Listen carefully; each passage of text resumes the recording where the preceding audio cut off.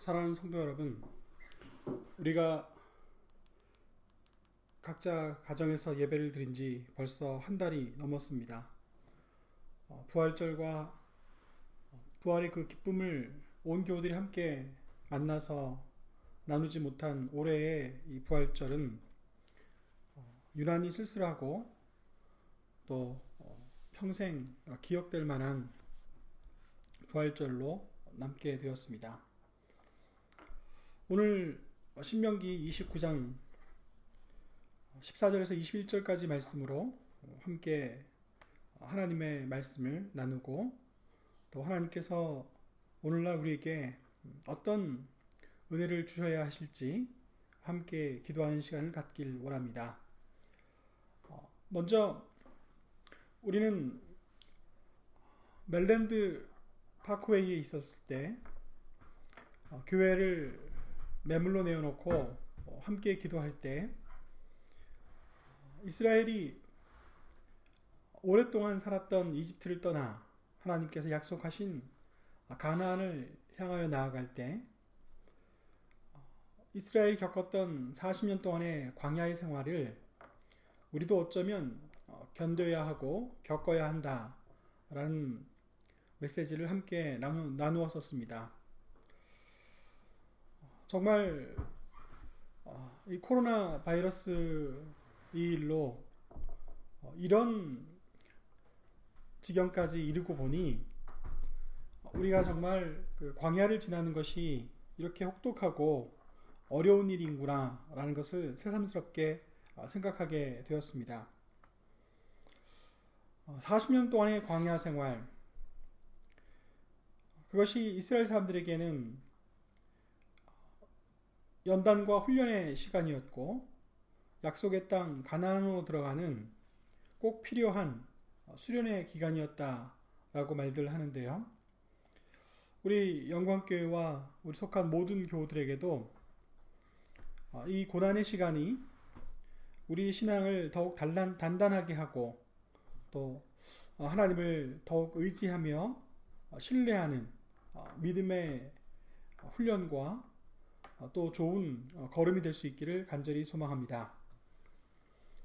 오늘 우리가 읽은 본 말씀의 배경은 이렇습니다.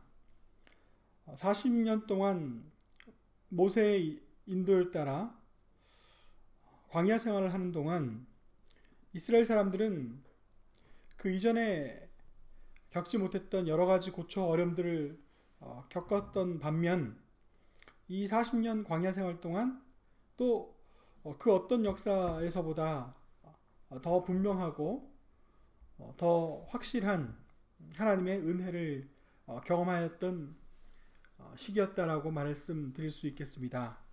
그 첫 번째 사건이 광야에서 하나님께서 이 백성과 새로운 언약을 맺으셨고 그들에게 지켜야 할 매우 분명한 행동 강령 10가지의 계명을 주셨고 그 공동체를 사랑하셔서 여러 가지 어려움 속에서도 이끄시고 인도하셨던 놀라운 일들이 나타나고 있습니다.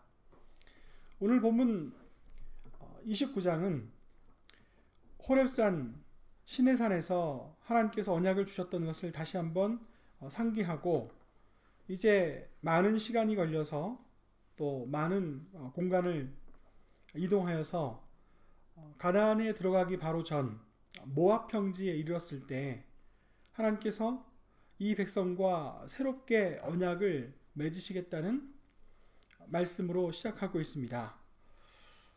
이미 하나님께서 이 백성들에게 은혜를 주시고 언약을 주셨던 일이 있었지만 가나안 땅에 들어가기 전에 마음을 새롭게 하고 또 그들이 하나님과의 관계를 새롭게 기억하고 생각할 새로운 언약을 허락하여 주셨으니 이것이 바로 신명기라고 말할 수 있겠습니다.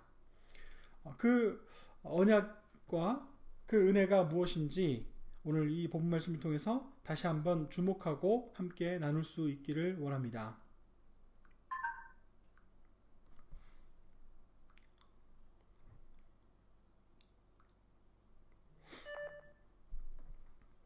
먼저 신명기 29장 1절에서부터는요.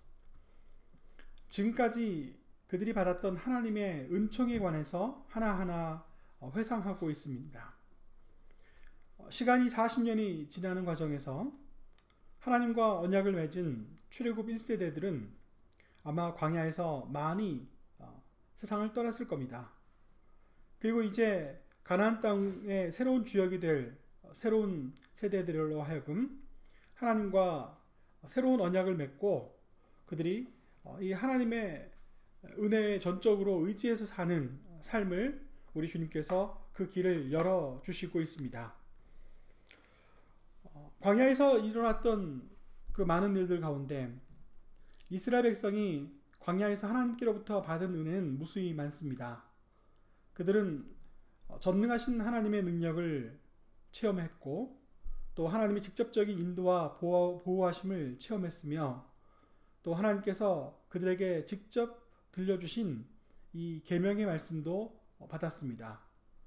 뿐만 아니라 하나님의 영광이 무엇인지 그 광야 가운데 그들이 직접 체험했고 그 하나님의 영광 앞에서 그들은 거룩한 백성이 어떤 삶을 살아야 하는지 직접 보고 배우게 되었죠. 그리고 여러 가지 기적을 목격하며 이 광야의 길을 걸어왔습니다. 그렇게 그들이 직접 경험하고 또 그렇게 직접 마주쳤던 은혜를 먼저 하나님께서 모세를 통하여 하나하나 상기시켜 주신 이후에 이제 언약의 갱신에 참여할 자들을 부르십니다. 이 새로운 언약에 참여할 자들로 남자와 여자뿐만 아니라 어린 아이까지 모두 참여해서 당시 생존에 있던 사람뿐만 아니라 아직 태어나지 않은 후손들까지 이것을 기억하고 그들과 새로운 언약을 맺으라 라고 요구하고 있습니다. 새로운 언약을 맺는 이 과정에서 우리는 오늘 본 말씀 속에 있는 매우 주목할 만한 구절을 찾게 됩니다. 웬일이신지 하나님께서는 그들이 하나님을 배신하고 우상을 섬기는 일에 다시 가담할 것을 두려워하면서 그런 일들이 벌어지지 않기를 바라는 마음으로 그들에게 새로운 언약을 맺은 후에 그들이 이 언약을 지키지 않을 때 겪게 될 저주에 관하여 말씀하고 있습니다. 신명기 29장 18절 말씀에 보면 너희 중에 남자나 여자나 가족이나 지파나 오늘날 그 마음이 우리 하나님 여호와를 떠나서 그 모든 민족의 신에게 가서 섬길까 염려하여 독초와 쑥의 뿌리가 너희 중에 생겨서 이 저주의 말을 듣고도 심중에 스스로 위로하여 이르기를 내가 내 마음을 강팍해 하여 젖은 것과 마른 것을 멸할지라도 평안하리라 할까 염려함이라 이렇게 말씀하고 있습니다. 저주를 강조하고 있습니다. 그들 가운데 독초와 쓴뿌리 이것이 그들 가운데 자라날까 염려한다 라는 말씀을 하고 있는데요.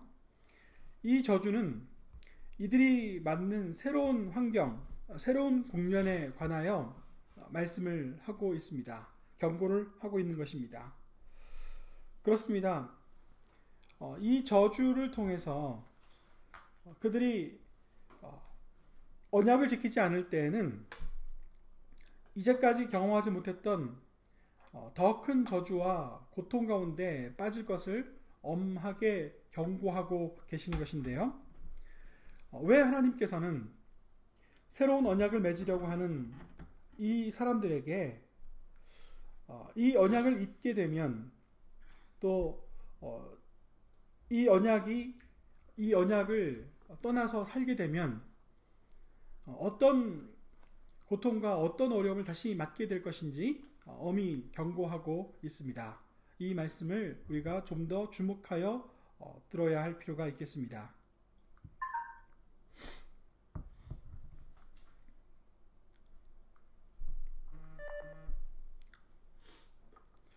네, 우리는 코로나 바이러스로 역대 경험해보지 못했던 그런 시간들을 보내고 있지요. 저는 이 코로나 바이러스 이 일이 지나간 뒤에는 우리가 과연 어떤 새로운 국면을 맞게 될 것인지 궁리하고 생각하고 있습니다. 역사를 돌이켜보면요, 사람들이 정말 그 따끔하게 혼이 났을 때, 또 이 저주에 가까운 난리와 고통들을 경험하고 났을 때 비로소 새로운 세계를 소망하고, 또 드디어는 역사 속에서 새로운 국면들을 맞게 되는 것을 종종 우리는 겪어왔습니다.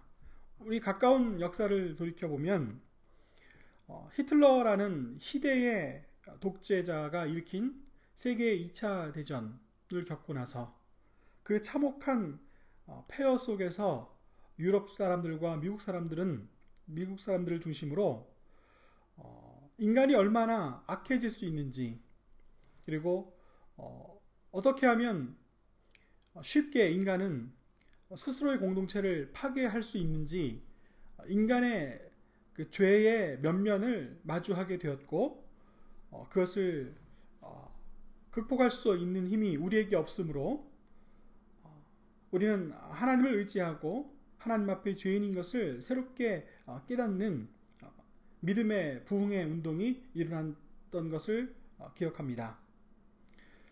또 2차 대전을 계기로 인간이 이 원자폭탄이라는 인류를 한꺼번에 멸망시킬 수도 있는 이 거대하고 무시무시한 무기를 만난 이후에 드디어 인간은 인간에 의해서 한순간에 종말을 맞을 수 있겠다는 그런 두려움과 불안에 떨게 되었습니다.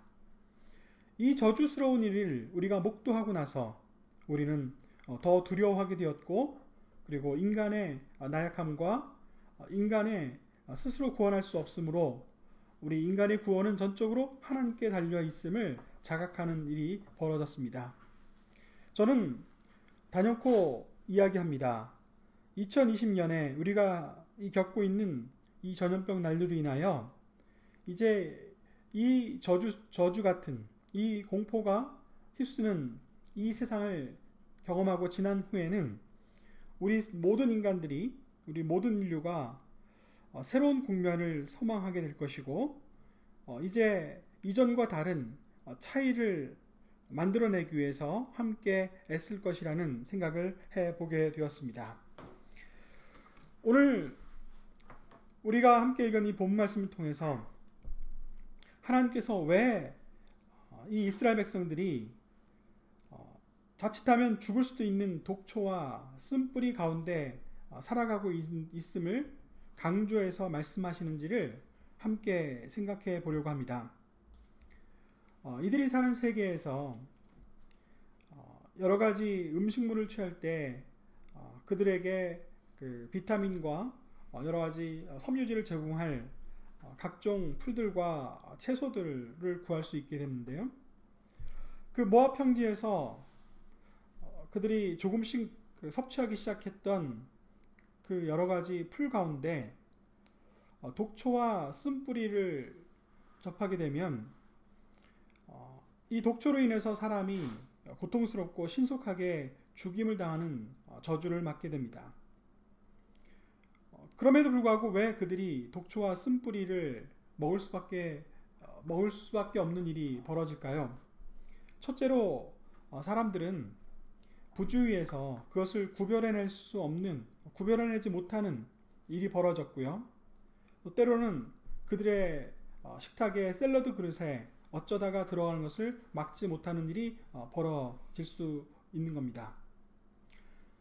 그들이 독초와 쓴뿌리를 경험하게 되면 정말 고통스럽고 약도 없이 죽는 일이 벌어지는데, 하나님께서는 이 백성들에게 그렇게 급작스럽게 죽게 될 것을 경고하는 말씀을 주셨습니다.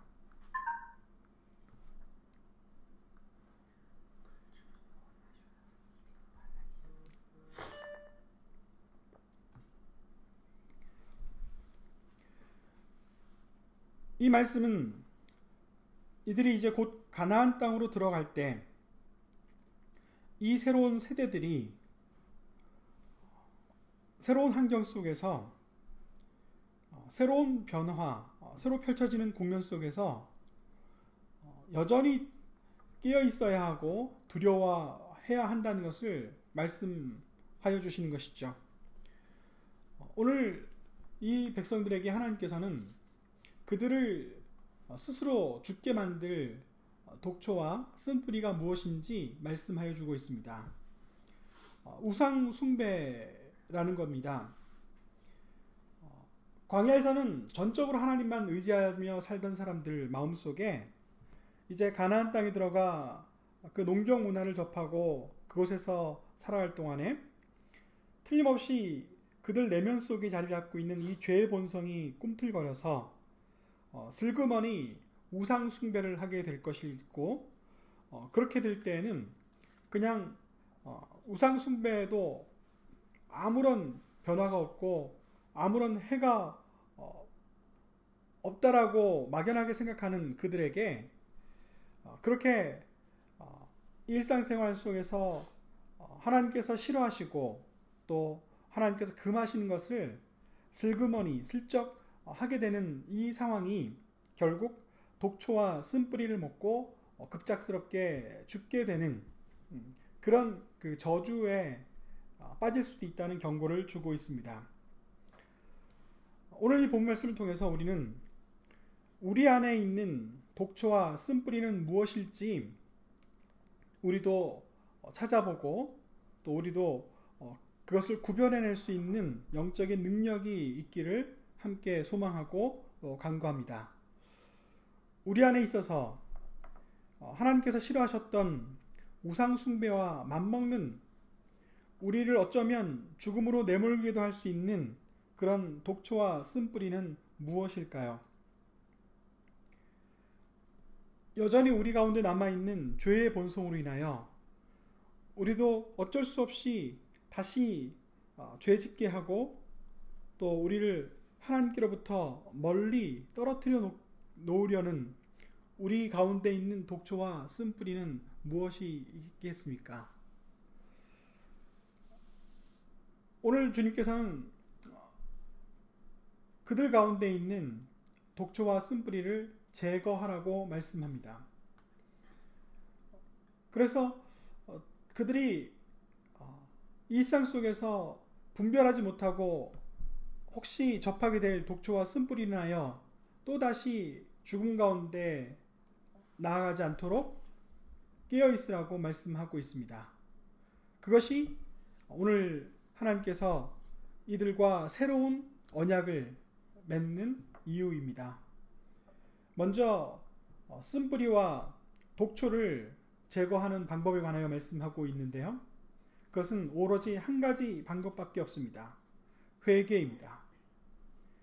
우리의 마음속에 우리를 죽음으로 내몰 만한 그 죄와 그 모든 것들을 그냥 내버려 두지 않고 제하여 버리는 방법은 오늘 신명기 29장 14절에서 21절까지 경고해 주신 이 말씀에 응답하는 방법은 오로지 철저하게 하나님 앞에 회개하는 것이라 말씀하고 있습니다. 하나님의 진노 중에서라도 하나님의 긍휼을 얻을 수 있는 방법은 우리가 하나님 앞에 우리를 긍휼히 여겨 달라고 우리의 이 쓴뿌리 같은 또 독초 같은 우리 가운데 남아있는 이 죄를 낱낱이 고백하고 하나님 앞에 용서를 구하는 것이라고 말씀하고 있습니다. 그리고 이 신명기에서는 회개하는 자가 얻을 수 있는 여러 가지 은혜와 또 누릴 만한 은혜들을 말씀하여 주고 있는데요. 하나님께서 우리를 긍휼히 여겨 주신다는 것입니다. 하나님께서 우리의 죄를 사하여 주신다는 겁니다. 우리를 치료해 주시고 우리를 일으켜 주시며 우리를 마음과 우리의 영이 회복하고 변화될 수 있도록 인도하여 주신다는 것입니다. 우리의 독초와 쓴뿌리를 두려워하며 하나님 앞에 그것을 제거하기 위하여 회개하는 오늘 되기를 원합니다.